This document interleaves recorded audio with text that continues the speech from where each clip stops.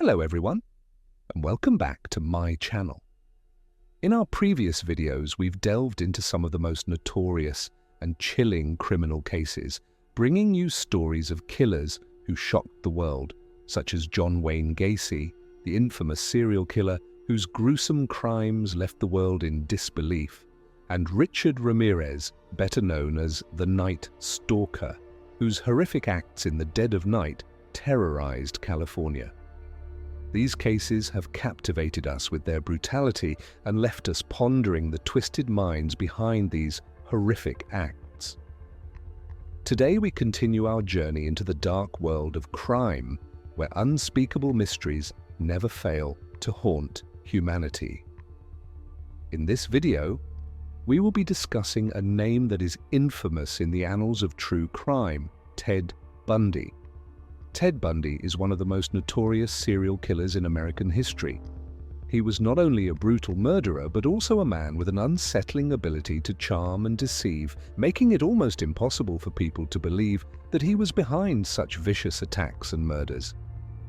Bundy was a man with a captivating exterior, intelligent and charismatic, but hiding a dark, monstrous nature beneath that facade. He wasn't just a killer, he was a terrifying enigma, leaving a trail of brutal deaths and unanswered questions about his motives and psyche. Are you ready to dive into the disturbing truth behind the name Ted Bundy, the man who struck fear into the hearts of Americans and became one of the most dangerous serial killers in history? Join me as we explore the chilling details of his life, his crimes, and the mind of a man who terrorized an entire nation. Part 1. Biography and Family Background. Ted Bundy, whose full name was Theodore Robert Cowell, was born on November 24, 1946 in Burlington, Vermont.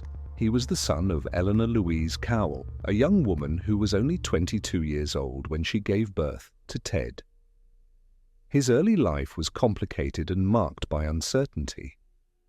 At birth, Ted was led to believe that his biological father was Lloyd Marshall, a U.S. Navy sailor, but the truth was that Lloyd was not his biological father. Ted grew up believing that Lloyd was his father, but as he grew older, he discovered that his real father was someone else entirely, a fact that had been hidden from him for many years. When Ted was very young, his mother moved him to live with her grandparents in Philadelphia. Despite spending his early years with his grandparents, Ted did not feel close or emotionally supported by his family. His grandparents were unable to provide the nurturing and stability that Ted needed during his formative years, and this emotional deprivation had a lasting impact on his psychological development. In 1950, when Ted was 4 years old, his mother remarried a man named John Bundy, and the family moved to Tacoma, Washington. However, Ted's relationship with his stepfather was distant and strained. He did not feel a connection with John Bundy and often felt emotionally neglected by him. This lack of bonding with a father figure contributed to the sense of abandonment and isolation Ted experienced throughout his childhood. Ted's mother, Eleanor Louise Cowell, although she loved her son, had a very complicated love life, and she never publicly acknowledged Ted's real father. This caused Ted to feel unloved and emotionally deprived. These early emotional scars, combined with the absence of a stable father figure, played a crucial role in shaping Ted's later criminal behavior. Ted Bundy took the last name Bundy after his mother married John Bundy. However, his real name, Theodore Robert Cowell, was rarely used in public. While he is more famously known as Ted Bundy, the name Theodore Cowell is the one he was born with, and it is less commonly mentioned in records or the media. The decision to adopt his stepfather's last name might have been an attempt to replace the missing father figure in his life. Part 2. Early signs of criminal behavior.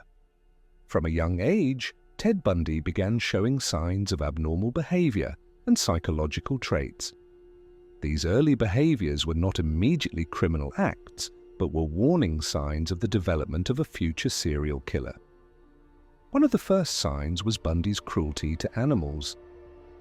Later, psychological experts noted that this was one of the key indicators often seen in future serial killers.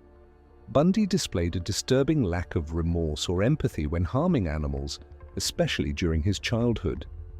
He might have shown a morbid fascination with violence and may have even enjoyed witnessing the suffering of weaker creatures. This lack of empathy and his attraction to violence were red flags of his psychological instability. During his adolescent years, Bundy engaged in violent games with his peers but showed no guilt or empathy for the victims, often animals he trapped. His inability to feel empathy when hurting vulnerable creatures indicated the development of brutality in his personality.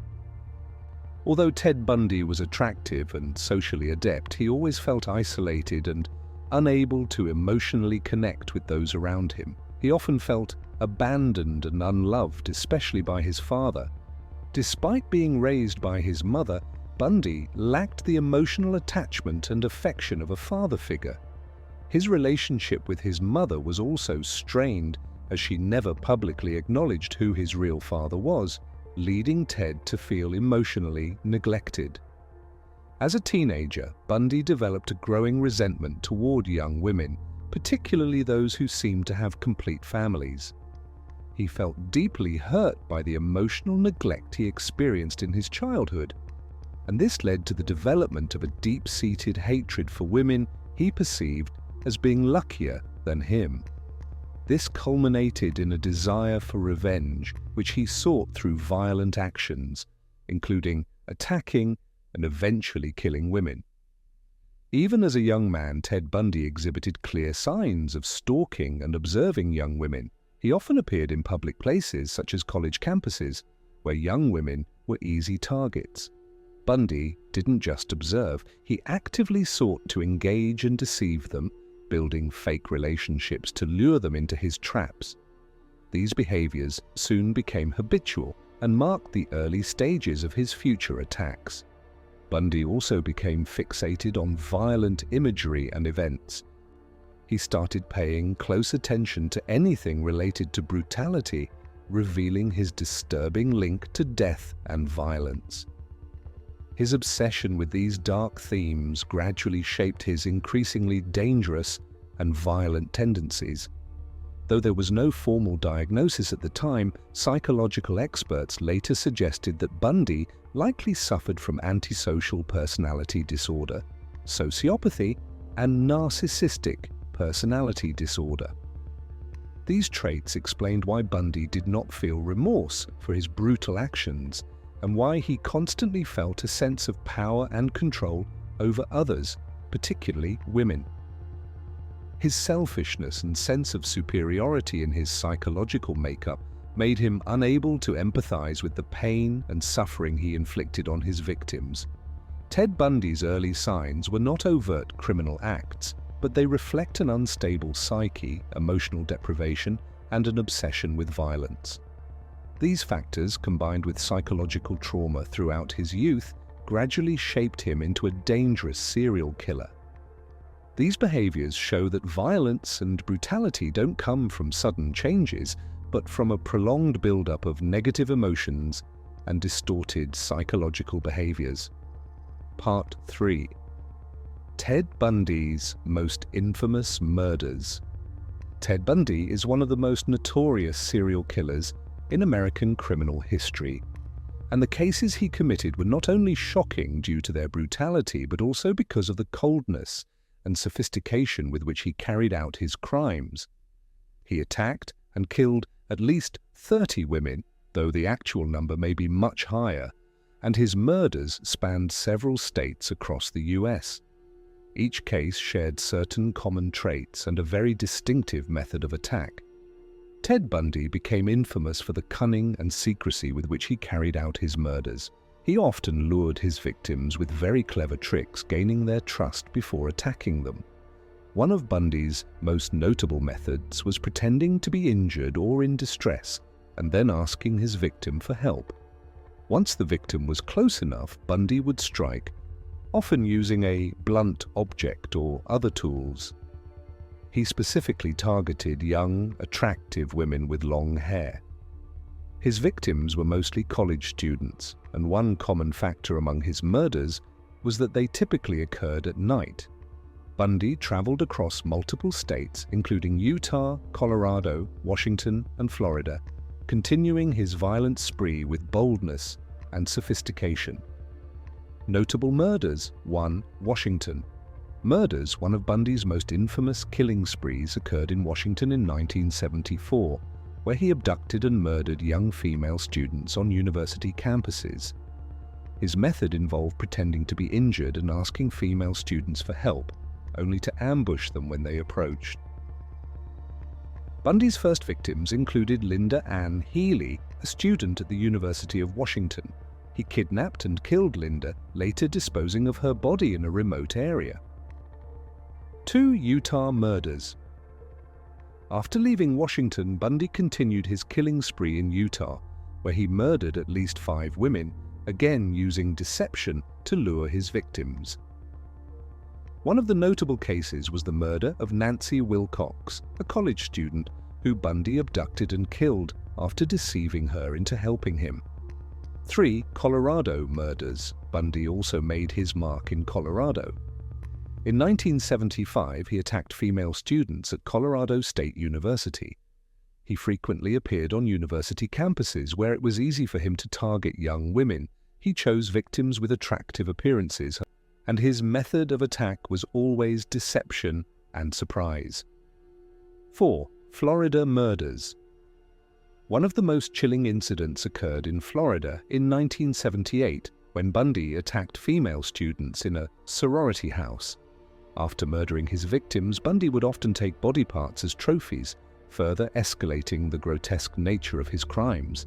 He committed the attack at the Chi Omega sorority house in Tallahassee, where he killed 2 women and injured 2 others in one night. 5. Lake Sammamish attack. Another particularly notable case was Carol Daronch, a woman who survived Bundy's attack in 1974. This was one of the first incidents that nearly led to Bundy's failure when he attempted to abduct a girl at Lake Sammamish. Fortunately, Carol managed to escape from Bundy's grasp and later helped law enforcement identify him. However, before being caught, Bundy continued to commit other murders. Ted Bundy claimed throughout his life that he had no specific reason for committing his murders. He often described himself as someone who acted on impulses, unable to explain why he targeted certain victims or why he became driven to kill. However, many psychological experts argue that Bundy's actions were driven by a deep-seated desire for control and dominance. Some specialists believe that Bundy's murders were not just random acts of violence, but rather a way for him to assert power over others. Bundy had an undeniable obsession with power, and his killings were a way for him to feel in control of his environment and the people around him. The fact that he meticulously planned each murder and took steps to avoid detection suggests that he derived satisfaction from his ability to manipulate the situation and escape justice. His ability to charm and deceive his victims added another layer to his need for control. Bundy was a master manipulator who used his intelligence, charm, and good looks to gain the trust of his victims before turning on them. This ability to switch from charming to violent allowed him to dominate his victims mentally and physically, leaving them powerless against him.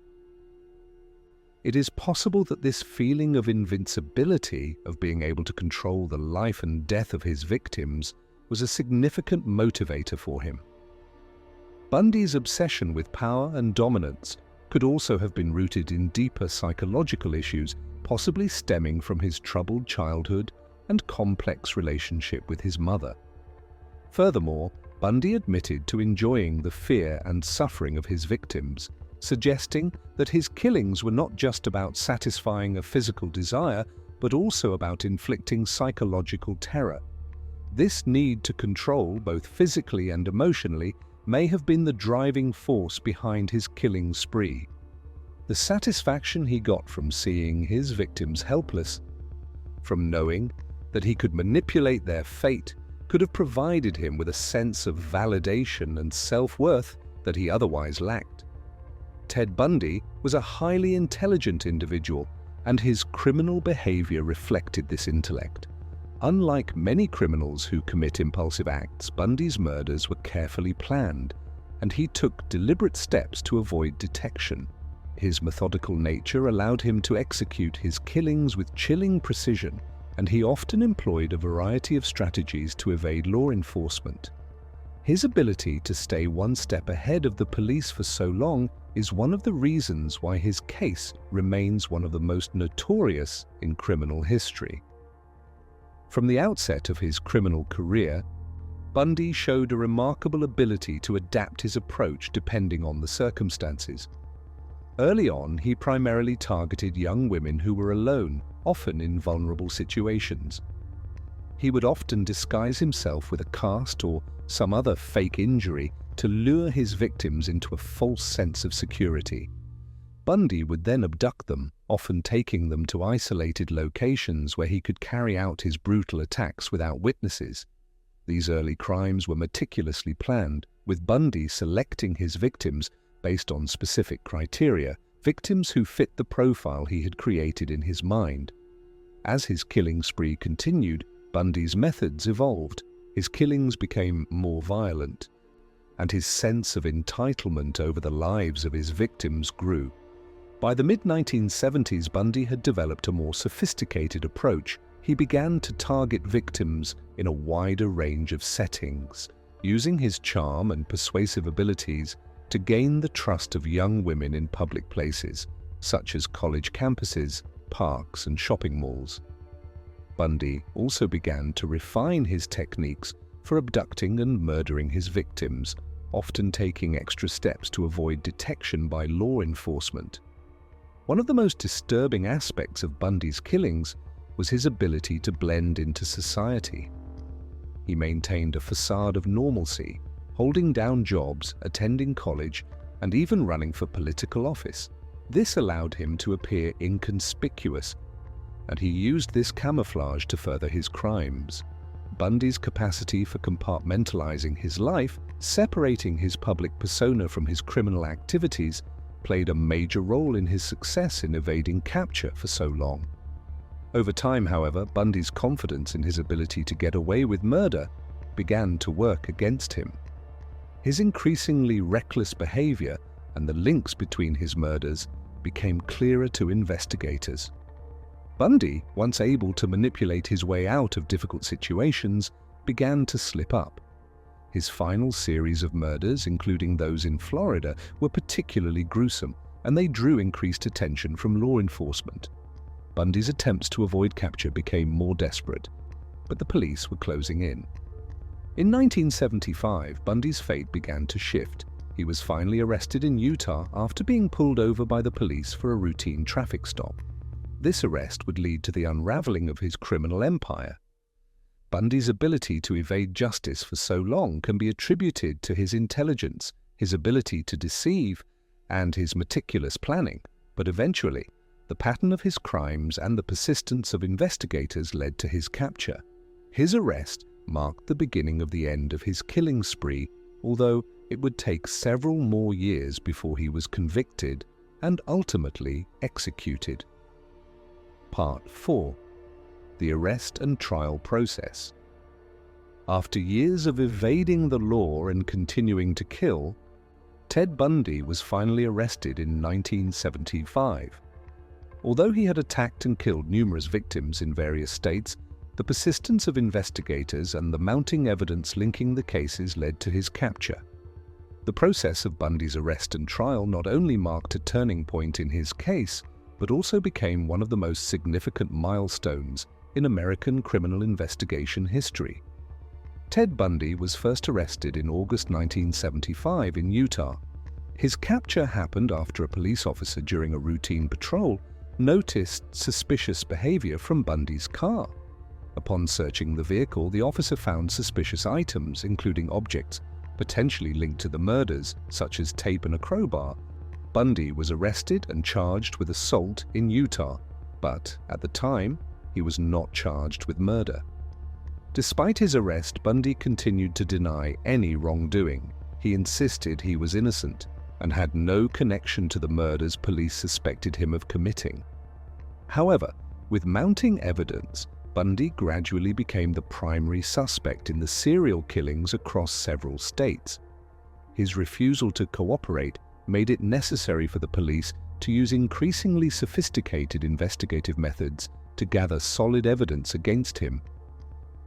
In 1979, after being arrested and investigated, Bundy was brought to trial for the murders in Florida, where he had carried out a series of attacks on female students at a sorority house in Chi Omega Sorority House.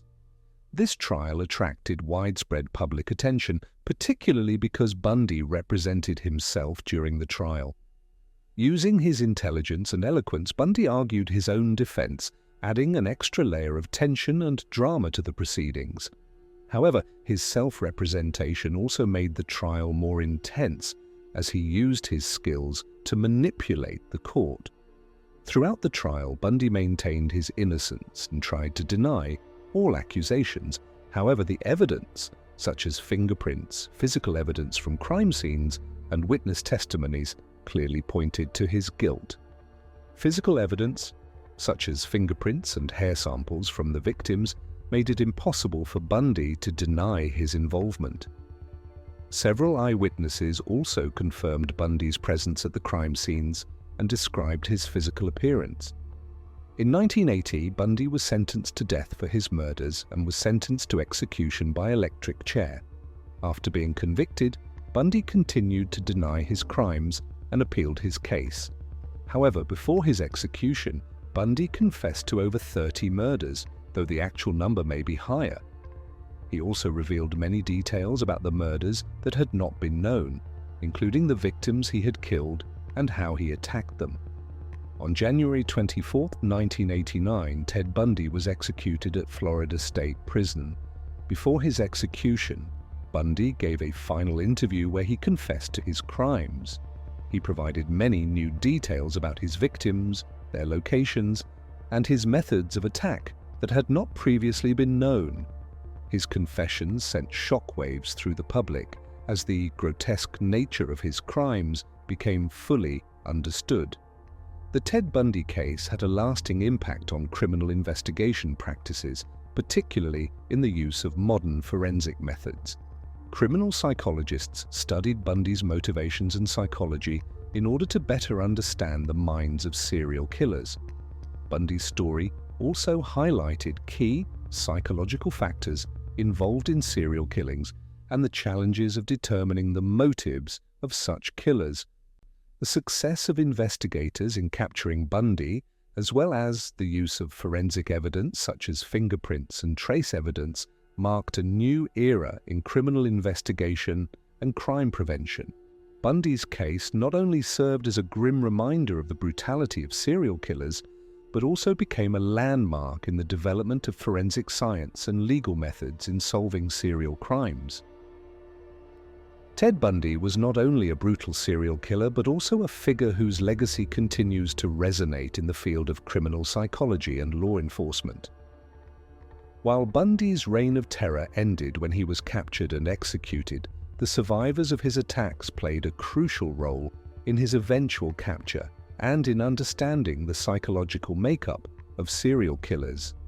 One of the most notable survivors was Carol Duranch, who narrowly escaped Bundy's clutches when he attempted to abduct her in 1974. Duranch was one of the first victims to provide a detailed description of Bundy to the police, helping to create an accurate profile of the killer. She became a key witness in the investigation, and her testimony played a vital role in his eventual arrest. Even though Ted Bundy was captured and executed, his legacy still lingers, particularly in the field of criminal research and forensic psychology. Experts have spent years analyzing Bundy's behavior and motives to better understand the psychology of serial killers. Bundy's case serves as both a horrific reminder of the brutal nature of serial murder and a significant case study in criminal psychology, helping to shape our understanding of the mind of a serial killer. Bundy's legacy also had a lasting impact on modern crime investigation techniques. His case forced law enforcement to develop new strategies for identifying and apprehending serial killers. Bundy's ability to evade capture for so long highlighted the need for more effective investigative methods, and his eventual capture has influenced how similar cases are handled today. On January 24, 1989, Ted Bundy was executed at Florida State Prison. After his conviction, Bundy confessed to many additional murders, which sent shockwaves through the public as the full extent of his crimes became known. Bundy is remembered as one of the most infamous serial killers in American history, and his name still haunts the public's imagination. His story continues to be studied not only as a cautionary tale about the dangers of serial killers, but also as a reminder of the importance of understanding criminal psychology and preventing such atrocities from happening again. Ted Bundy was one of the most terrifying and complex serial killers in American criminal history. He was not only a symbol of brutality, but also of the cunning used to deceive and evade the law. Though he was arrested and sentenced to death, Bundy's story continues to haunt us, serving as a reminder of the darkness within the human soul and the danger posed by unpredictable criminals. The survivors and investigations helped bring justice, but Bundy's legacy remains a timeless lesson on the cruelty and loss of control that power can bring.